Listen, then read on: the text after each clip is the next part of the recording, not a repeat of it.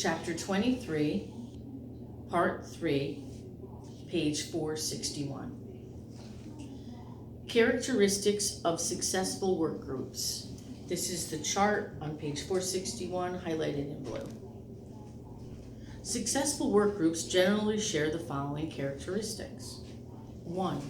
Common goals that are defined and accepted by group members. 2. Group members that cooperate as a team. 3. Group members that have the resources necessary to attain goals. 4. Group members that help one another. 5. A comfortable work atmosphere. 6. Group members that participate in discussions about matters affecting the group. 7. Group members that are creative and contribute ideas without fear or ridicule. 8. Healthy disagreements between group members that do not cause hard feelings. 9. General group consensus, not just a simple majority about decisions affecting the entire group. 10. Group members who do not subjectively criticize each other's ideas or positions. 11. Group members who feel free to express their feelings. 12. Assignments that are made and accepted when action must be taken. 13. Avoidance of power struggles between group members. 14. A group leader who does not always dominate. Instead, what must be done is the primary concern of group members as opposed to being concerned with who is in control. 15. Group members who know how the group operates. Types of groups. CS technicians belong to both formal and informal groups. Teamwork concerns are important for both groups. A healthcare facility is comprised of a formal group of employees who, at the highest organizational level, have the same boss, the hospital administrator and board of directors. As staffing plans are developed, smaller work groups are established. The CS department is an example of a formal work group. Work in the CS department may be divided into other formal groups, including those relating to specific work areas and shifts. Each formal work group has a formal leader responsible for coordinating, directing, and controlling the group. A task group is another example of a formal group. Members who work together to perform essential, non-routine activities. For example, a committee might address a specific concern and a work team may develop a job breakdown for training purposes. After the work of a task group is completed, the group is typically dissolved. Informal groups can develop for several reasons, including common interests of members, a desire to be close to others in similar situations, economic reasons, and a desire to satisfy specific but common personal needs. Examples of informal groups may include employees who take lunch or other breaks together, work the same shift, participate in after-work activities, and carpool. Informal work groups are not necessarily good or bad. Each has the ability to assist, harm, or have no impact on the facility's efforts to attain goals. Informal groups frequently develop an informal communication system called the grapevine. This system can spread rumors, a negative outcome, or provide helpful information. Teamwork and decision making. In some healthcare facilities, CS technicians can participate in the decision-making process in their department by participating in cross-functional teams. A cross-functional team is a group of employees from different departments within the healthcare facility that works together to resolve operating problems. Consider, for example, a problem that involves instruments that are unavailable when needed in the operating room. A traditional problem-solving approach in which OR personnel address the problem may determine that the majority of concerns relate to those in the CS department. While these observations may be correct, there may be other potential causes of the problem that relate to the OR personnel. Therefore, a cross-functional team comprised of OR, CS, and staff members from other departments may yield creative alternatives that would not be considered when a group with a more narrow focus addressed the issue. Relating experience to job success. Experience should but does not always impact job success. The benefit that experience brings to the team situation is not equal to the time spent on the job. In the fast-paced world of CS, ongoing professional development and continuing education is critical for one to make a full contribution. Unfortunately, experience can encourage some to develop an attitude of entitlement. By contrast, experience can be invaluable because it provides insight about what has and has not been successful in the past. This type of input is important when experienced staff members are encouraged to participate in the decision-making process or when individuals serve on cross-functional teams. Experience can improve the knowledge and skills that help CS technicians be successful.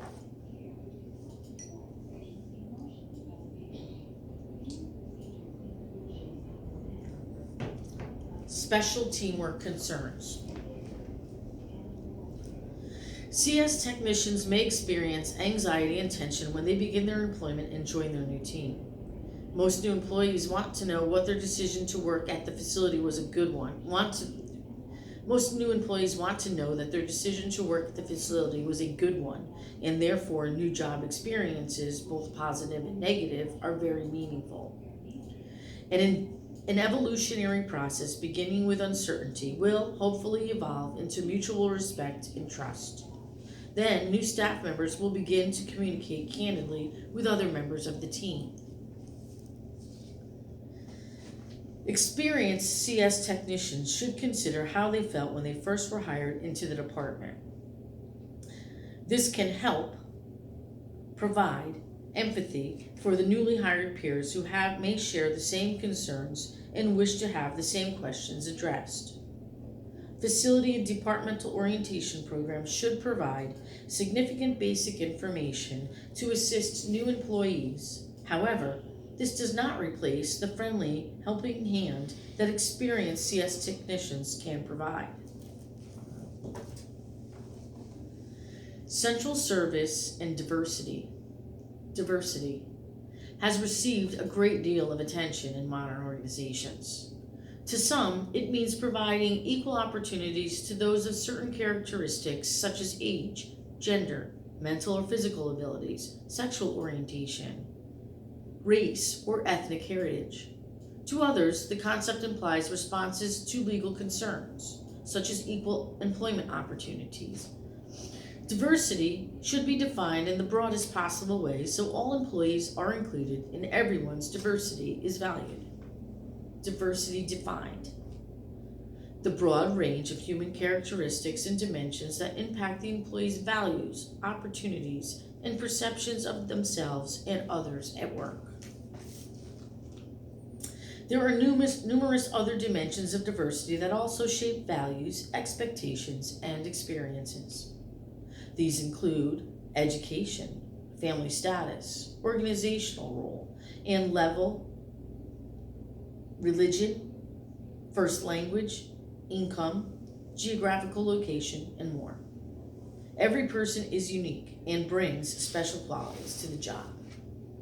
Developing a work environment where all coworkers are respected provides the following advantages.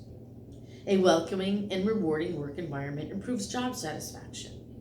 When people are valued, employee turnover and absenteeism are minimized and associated costs are reduced. A culture of understanding, respect, and cooperation encourages teamwork. Diverse backgrounds create more creative alternatives as decisions are made and as problems are resolved. Customer service skills for central service technicians. Basics of customer service. Customer service refers to the relationship between the CS team and its customer. These customers include anyone who utilizes CS services, including doctors, nurses, clinicians, patients, and vendors. One brief positive or negative encounter with a customer can leave a lasting impression about the entire department. This impression can then be passed on to the other customers. Providing a service is not always easy. Some CS customers are the direct patient caregivers who themselves have customers, the patients. CS professionals must be committed to providing excellent support services so their counterparts throughout the facility can also provide excellent service and care to the patient. Providing exemplary service requires the consistent delivery of safe, high-quality products and services. Each employee must strive to do their part to support the facilities and the department's goals. Figure 23.6 provides an example of a CS technician problem solving with a customer. Each functional area and work shift in the CS depends on others. The quality of each step in the processing cycle is affected by previous and subsequent steps. If decontamination and cleaning procedures are not done effectively or in a timely manner, the sterilization process may be ineffective and/or products may not be available when needed. CS technicians must function as a team to achieve quality customer service. Self-discipline is very important, especially in difficult situations and encounters. CS team members must stay focused on real issues, maintain composure, and not allow emotions or personalities to influence performance.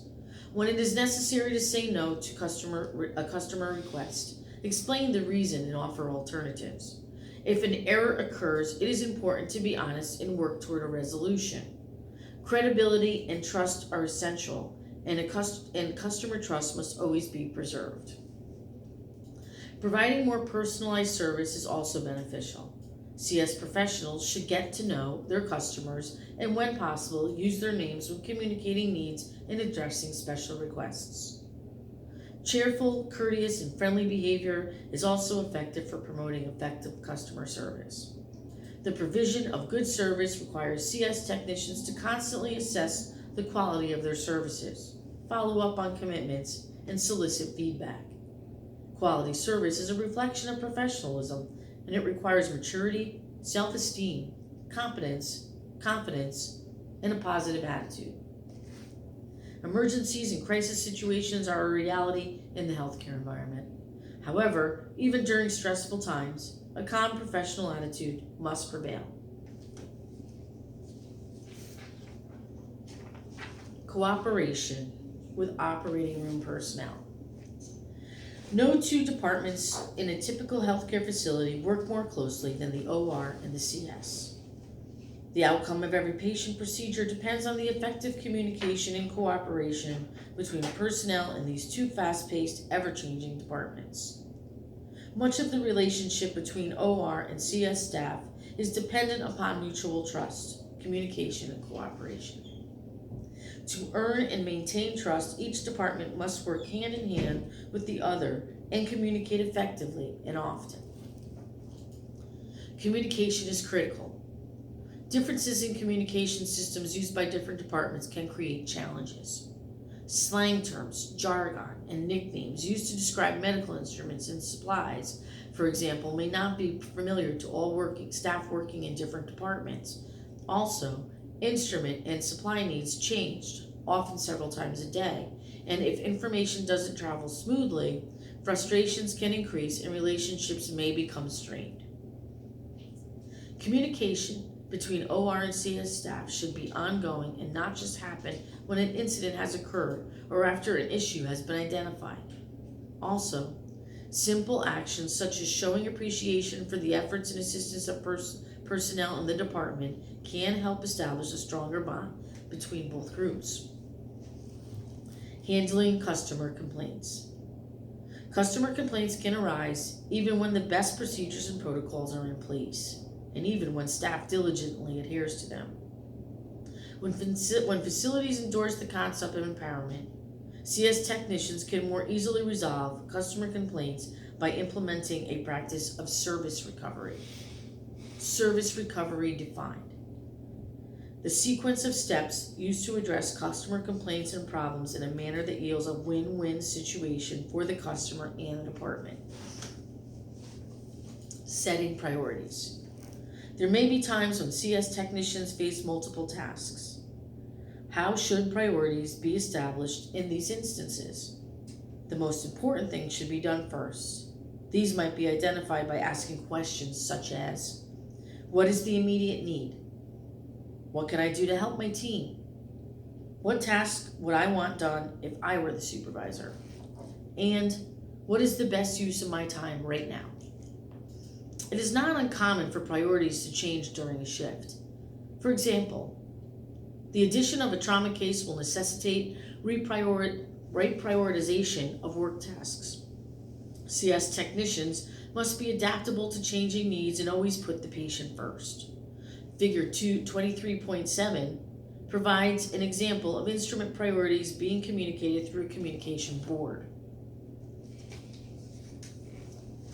On the bottom of page 465 is a service recovery chart. I'm going to read this chart to you, numbered 1 through 11. This service recovery example involves an OR nurse who is alleging that an improper instrument tray has been delivered.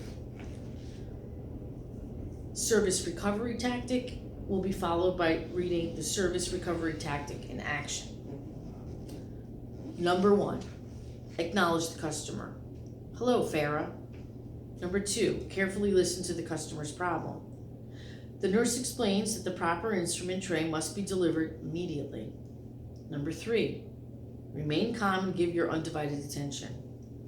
The CS technician who is speaking with the OR nurse gives her complete attention and is not distracted by anything else in the area. Number 4, ask questions.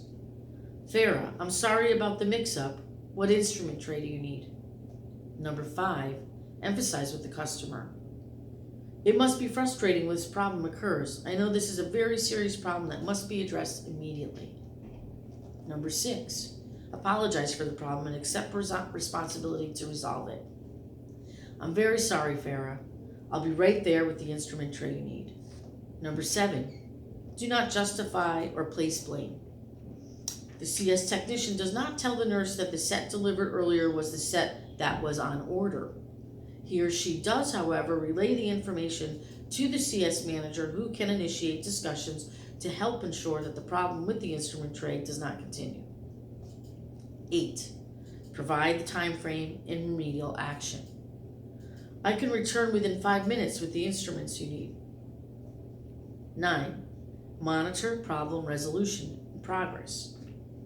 The CS technician cannot be distracted as he or she returns to the department and returns with the correct instrumentation. 10, follow up with the customer. The CS technician or his or her manager who has been notified later contacts the OR nurse to confirm that the problem has been resolved. And finally, 11, learn from the experience. The customer complaint has identified a problem. Since it has been brought to the attention of the CS manager, corrective action can be taken to reduce the possibility that improper instrument sets are delivered in the future. Back to the top of page 465, avoiding work group comparisons. Sometimes CS departments fall into shift wars where some or all employees assigned to a specific shift begin to believe that they work more, or what they do is more important than the other work groups. For example, a day shift may wonder what the night shift does with their time. In reality, not all shifts have exactly the same duties and priorities due to changes throughout each 24-hour period. It is unrealistic to assume that all shifts work in exactly the same way and under the exact same circumstances. These types of comparisons can lead to misunderstandings between shifts and individual employees, which can lead to communication breakdown and negatively impact the ability to work as an effective team.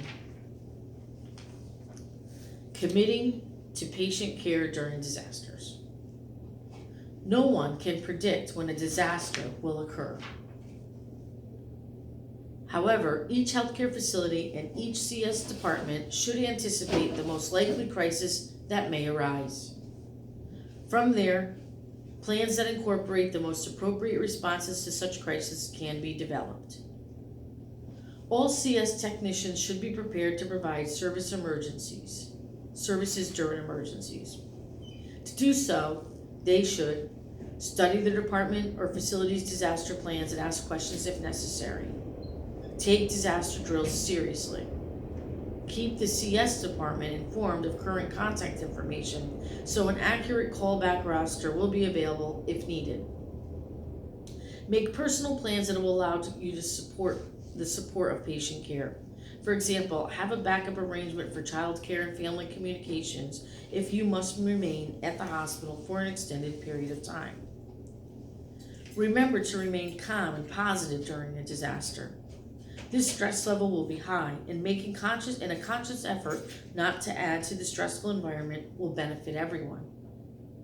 Focus on the job and what is needed to meet the patient's needs. And finally, do not share patient information with anyone outside the hospital. Conclusion. Central service technicians have challenging, critically important, and ever-evolving and revolving responsibilities.